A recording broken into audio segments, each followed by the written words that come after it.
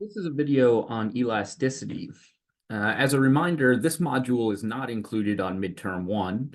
So before you move on to this module, make sure you're familiar and comfortable with the first 3 modules and ready to take that exam, or you've already taken that exam. So elasticity in general measures how much one variable changes when another variable changes, or in particular, our elasticity in this class is always going to be how much quantity changes when some market condition changes, usually either price or income. So it's important to remember that even though we're going to talk about 4 types of elasticity today, all of the elasticities follow the same formula, and it's the same concept, which is how much does quantity change when something happens in the market? So let's look at our first type of elasticity, which is the price elasticity of demand. And our elasticities kind of tell you what they are. This one is measuring how much does quantity demanded change if we have a change in price. So our elasticity formula is always going to be the percent change in quantity divided by a percent change in something. So here it's a price elasticity of demand. So we have our percent change in quantity demanded divided by our percent change in price. Now, you can note that due to the law of demand, remember, consumers in general are going to buy a higher quantity when the price is low, or buy a lower quantity when the price is high. Demand is downward sloping. We introduced that in a previous module. So this elasticity is generally going to be a negative number. Again, if the price goes down, change in price is negative. Change in quantity demanded should be positive. So this whole thing will be negative, vice versa. So for the price elasticity of demand, we generally take the absolute value. And then, again, understanding what these elasticities are kind of helps with the interpretation. So we're asking how much does quantity demanded change when price changes? So if this value is very close to 0, then quantity demanded is not changing when price changes. And we would call that inelastic. Or if we have a larger number in absolute value, that means we're getting a larger percent change in quantity compared to the percent change in price. So we would call this elastic or changing. In terms of how these questions are tested, we'll see coming up a midpoint method of calculation on tests. To save time, I don't generally ask you for midpoint method. Homework and quiz maybe could ask you for some midpoint calculations. I tend to ask you for parts of the formula. So here you're given an elasticity measure and a percent change. You need to calculate the other percent change. Or you could be given 2% changes and need to calculate and interpret an elasticity measure. So again, we are measuring how much does quantity change when something changes. Here for price elasticity of demand, we're measuring how much does quantity demanded change when price changes. And we can see that this is reflected in the slope of the demand curve. If we look over here at a demand curve which is relatively elastic, if we get a change in price, we get a relatively large change in quantity. Or if we look down here where it's relatively inelastic, when price changes, quantity is not changing very much. Or in the extreme case, we get a change in price if the demand is perfectly inelastic. What it means is that there will be 0 change in quantity. And here we can see that the quantity is always the same no matter what.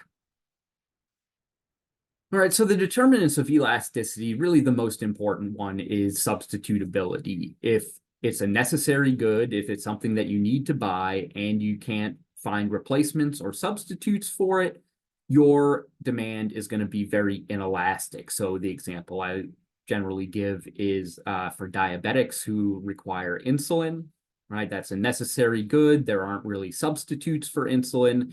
And so looking back at these demand curves, no matter what the price of insulin is, somebody who's diabetic requires pretty much the same amount of it. So that's an example of a perfectly inelastic demand.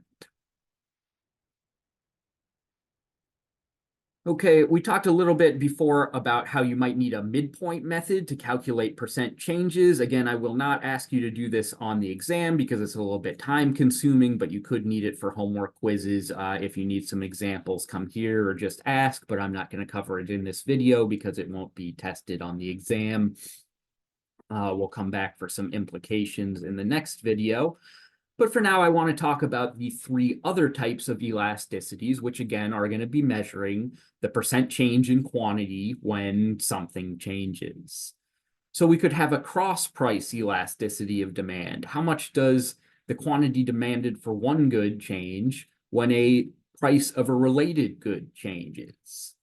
Right, so we have the percent change in the quantity of one good when we have the percent change in the price of another.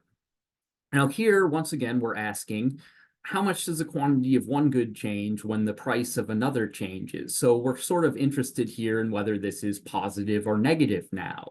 When the price of one good goes up, do we buy more or less of the other related good?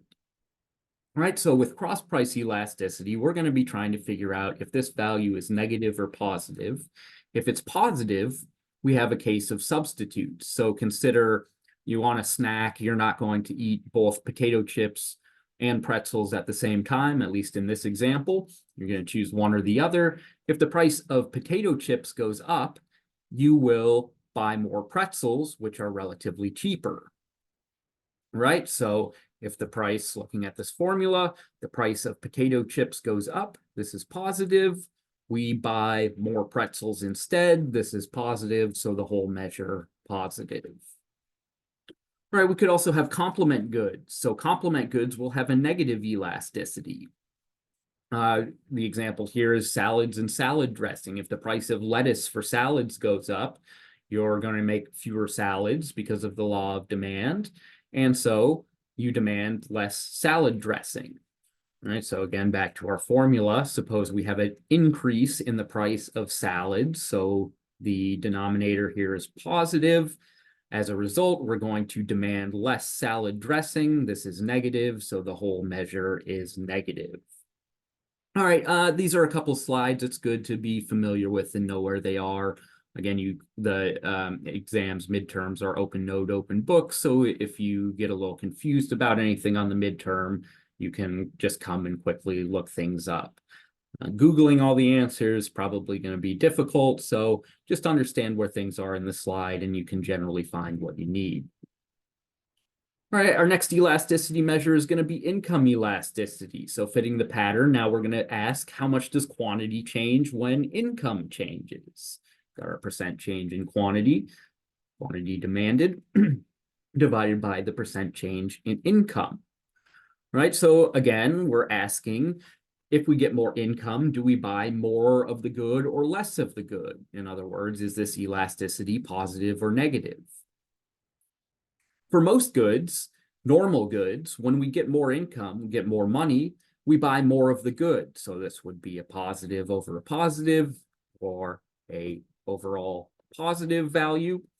It's also possible to have luxury goods. There's some slides in here. I don't really test on luxury goods, but in general, positive values are normal. Normally, when we get more income, we buy more stuff.